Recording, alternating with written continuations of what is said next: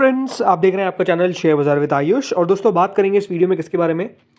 Lakshmi dental IPO के day 2 subscription के बारे में।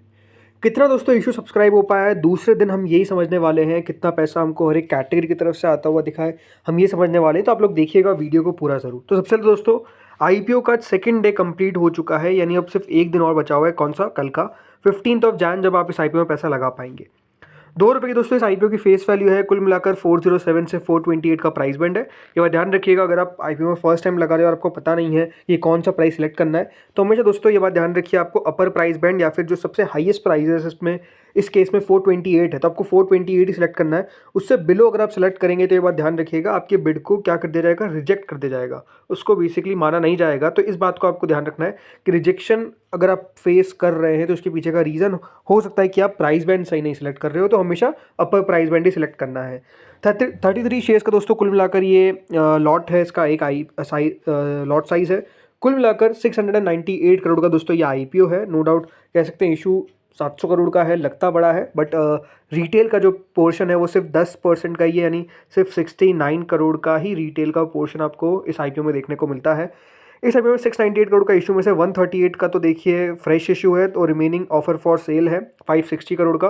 और मेजरली दोस्तों इस ऑफर फॉर सेल के अंदर जो एक पी फंड है वो बेसिकली अपना हिस्सा बेचता हुआ दिख रहा है। स्टिल थोड़ा बहुत हिस्सा बचेगा, बट हो सकता है कि वो बाद में बेच दिया जाए। दोनों एक्सचेंजेस पे याद रखिएगा ये लिस्ट होगा।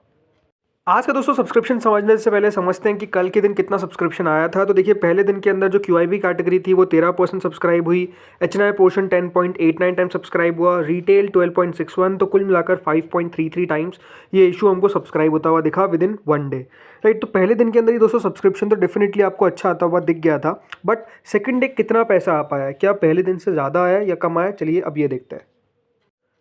सो फ्रेंड्स, आज के दिन क्यूआईबी कैटेगरी स्टिल पूरा नहीं सब्सक्राइब हो पाई है। कुल मिलाकर 84% क्यूआईबी पोर्शन जो है वो सब्सक्राइब होता हुआ दिखा है। देखिए 48,92,000 शेयर्स ऑफर किए गए थे, but close to 41 lakh shares के लिए बिड आता हुआ दिखा, दैट इज ऑलमोस्ट 175.59 करोड़। यानी पहले दिन के अंदर अगर आप देखेंगे तो नो डाउट जो पैसा हमको आता हुआ दिखा था उसके हिसाब से आज जो आया है थोड़ा बहुत ज़्यादा है। लेकिन अगेन क्यूआईबी कैटेगरी देखिए हमेशा लास्ट डे पैसा लगाते हैं, तो कल के दिन ही आपको इनका पैसा आता हुआ दिखेगा। हाँ, ये इंटरेस्टिंग होगा कितना पैसा क्यूआईबी इस आईपीओ में लगाते हैं, राइट। ये देखने वाली बात दिलचस्प होगी।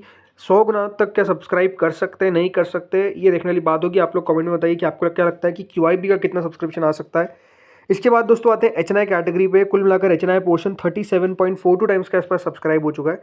24,46,000 शेयर्स के सामने करीबन 9 करोड़ 15 लाख शेयर्स के लिए हमको एप्लीकेशन आता हुआ दिखा है, which is almost 3,917 crore, right. तो 3,917 करोड़ रुपए हमको एचएनआई की तरफ से भी इस इशू में अभी तक आते हुए दिख चुके हैं। इसमें जो बिग एचएनआई कैटेगरी है वो सब्सक्राइब हो गई है क्लोज टू 39.38 टाइम्स।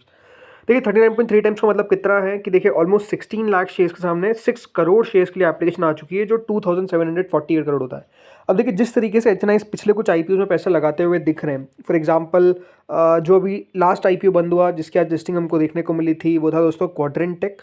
और क्वाड्रेंट टेक के अंदर अगर मैं बात करता हूँ सिर्फ बिग एचएनआई का, मतलब कितना उनकी तरफ से पैसा हमको आता हुआ देखने को मिला, वो दोस्तों क्लोज टू था 7,953 करोड़। यानी अगर एचएनआई की माने, यानी बिग एचएनआई की माने, तो देखिए बिग एचएनआई कैटेगरी जो है अगर आज आपको 40 गुना तक सब्सक्राइब होती हुई दिख रही है, बहुत चांसेस है कि दोस्तों डबल तो हो ही जाएगी, बल्कि मेरे हिसाब से दोस्तों 100 टाइम भी सब्सक्राइब हो सकता है। अगर 100 time big HNI category subscribe होती है तो अलॉटमेंट के चांसेस क्या है? सिंपल है, 25 में से एक को अलॉटमेंट जो है, सॉरी 20 में से एक को सब्सक्रिप्शन, मतलब 20 में से एक को अलॉटमेंट जो है वो इस तरीके से अलॉटमेंट का पूरा प्रक्रिया रह सकता है और अलॉटमेंट में इतना रेशियो रह सकता है।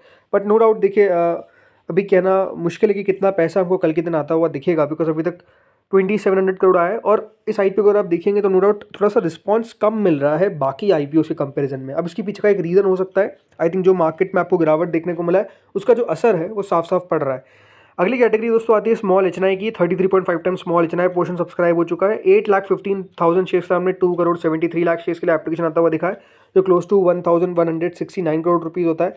अब देखिए स्मॉल एचएनआई भी पैसा तो देखिए अच्छा लगा ही रहे, 1,100 करोड़ आ चुका है। लास्ट आईपीओ क्वाड्रेंट में आया था ऑलमोस्ट 3,700 करोड़, 3,700 करोड़, राइट। तो अगर 3,700 करोड़ आया है तो यहाँ पर भी देखिए चांसेस है कि एटलीस्ट जितना भी सब्सक्राइब हुआ है उससे डबल तो हो ही जाएगा, और उससे और ज़्यादा मान लीजिए। यानी ओवरऑल यहाँ पर भी चांसेस है कि दोस्तों जो स्मॉल एचएनआई कैटेगरी है वो 80 to 90 टाइम सब्सक्राइब हो जाएगी। इस प्रकार की एक्सपेक्टेशंस आप करके चल सकते हैं। अब देखते हैं कितना पैसा आता है।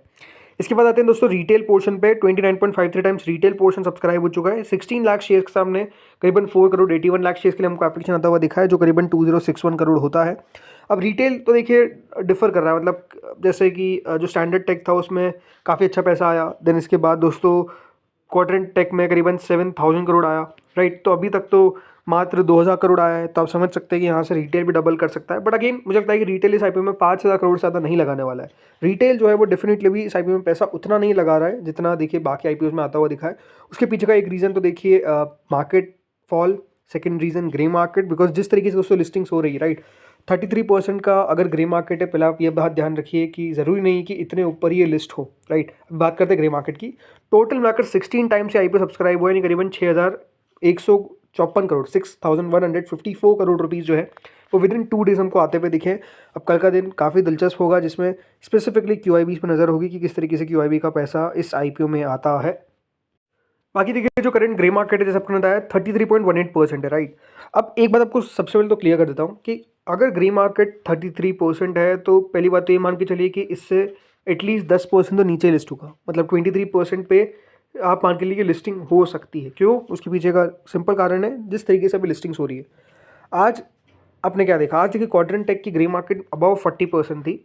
एक समय तो देखिए उसकी ग्रे मार्केट 70% तक चली गई थी, बट आज लिस्टिंग कहाँ हुई, राइट, नियर 30% पे, 30% से भी नीचे बल्कि। तो आप समझ सकते हैं कि किस तरीके की लिस्टिंग्स हो रही है करंटली।